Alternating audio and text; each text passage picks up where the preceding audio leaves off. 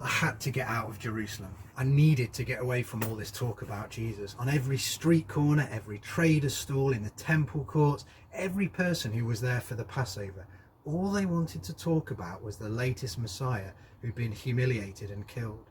And it wasn't just strangers, my own friends had got caught up in following, including Cleopas. And Cleopas asked me if I wanted to walk back with him to Emmaus, and I refused. Even staying in Jerusalem for an extra night and listening to strangers talk about Jesus would be better than walking for hours and hours with Cleopas and his other friends. Every step of the way, you could be assured that Cleopas would moan about how sure they'd been, how much they'd believed in Jesus, how they'd hoped in him. I told him right at the beginning, Cleopas, mate, this isn't going anywhere. The Romans are here to stay. Israel's never going to be as saved as long as there's a Roman emperor around. Cleopas and his friend had gone on ahead, and I hung back in Jerusalem. When I finally set off, the road was packed, shoulder to shoulder with pilgrims heading out of Jerusalem back to their homes. And in this slow-moving flood, who should I see swimming against the tide and making their way back to the city? It was Cleopas and his friend. Cleopas had only just left. What's he doing heading back, I thought to myself, and why is he running as fast as the crowds would allow? And the most bizarre thing, Cleopas was smiling. He'd finally got over his frankly annoying, listless attitude. For days he'd been maudlin, ever since his Jesus Messiah had been crucified. Now I know that in that little bit of a depression I should have been more helpful and sympathetic to him. It was sad that Cleopas had practically given his whole life over to this Jesus, and for nothing. But I told him not to get caught up with the latest controversial rabbi who was claiming to be the Messiah. There were scores of people assuring anyone who would listen that they were the great hope for all Israel.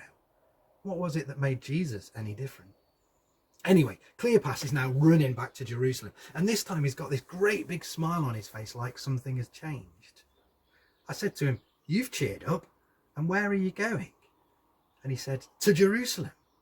I was about to ask him why when he almost shouted at me, "I've seen Jesus, he's alive."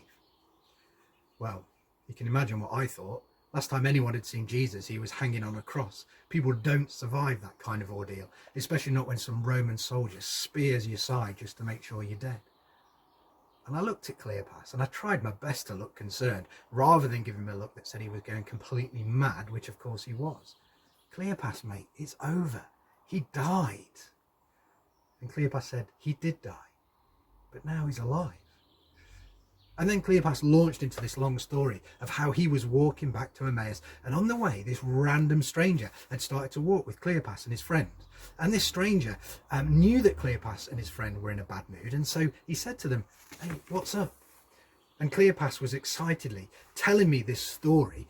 I began to think, uh-oh, I hope that this stranger didn't ask Cleopas why he was so upset. That is a surefire way to get a big long lecture on Jesus, Messiah, the hope for Israel, the imminent downfall of the Roman Empire, the same Roman Empire that's as strong as it had ever been and ruled the whole world.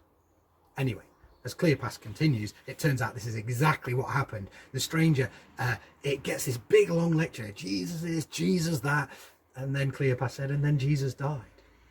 Now, as Cleopas is telling me all this, you've got to understand I'm a bit nervous. It's not a good time to go around telling people you're a follower of Jesus. It's the kind of thing that might get you in trouble.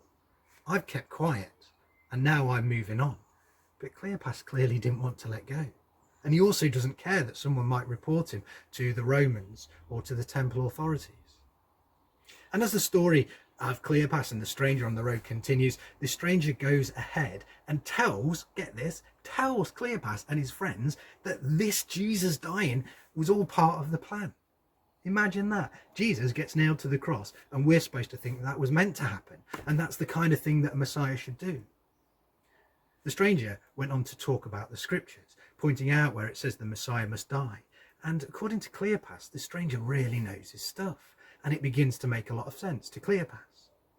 Now, myself and everyone else who, we've all of us heard that someone had stolen Jesus' body, but now Cleopas, as a result of all this, is starting to believe that this wasn't the case, and that the rumours of the angels and all that other stuff might mean something significant, something like Jesus is not dead after all. Anyway, by now, Cleopas and his friend are getting on really well with this stranger, and so they say to him, listen, come and have a meal with us, sit down and eat with us, and let's talk some more. And what happens then is, as they're about to eat, this stranger prays a blessing before the meal, and then he takes the bread and he breaks it. And Cleopas tells me, at this exact moment, having just had a really long conversation with this stranger on the road and spent a great deal of time with him, it's only now that Cleopas, at that precise moment, recognises that this stranger is Jesus. And then, according to Cleopas, Jesus disappears. Finally, at this point in Cleopas's story, I have gone from being a little bit annoyed, and I'm starting to feel really sorry for him. Cleopas has clearly lost it. And now he's going back to Jerusalem to tell everyone there all about it. And he asked me, do you want to go with me? Of course I don't. I've done my Passover thing, I've done Jerusalem, and I want to head home. But the funny thing is, the way that he spoke about Jesus made me kind of want to believe. I know I'm a bit cynical about all this stuff, but I do want to believe in a Messiah. And although it's a bit random that the Messiah might die and all that and come back to life, it would really annoy the Romans if they couldn't kill this guy like they'd killed all the others. So I gently and sympathetically told Cleopas I hoped he was right and that I would see him soon. And I said to Cleopas, are you sure you're going back to Jerusalem? Why don't you just come back home with me? And Cleopas said, I am home. He said, I found home and belonging and meaning and purpose. I found it all on the road to Emmaus, he told me. But Emmaus wasn't his home. Heaven was his home.